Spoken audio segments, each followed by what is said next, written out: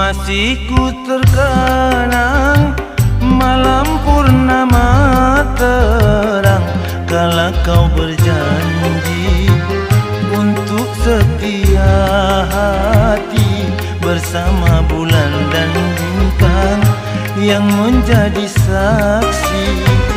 Apa yang kau kata sungguh manis terasa, baik kau ulangi untuk pegangan hati.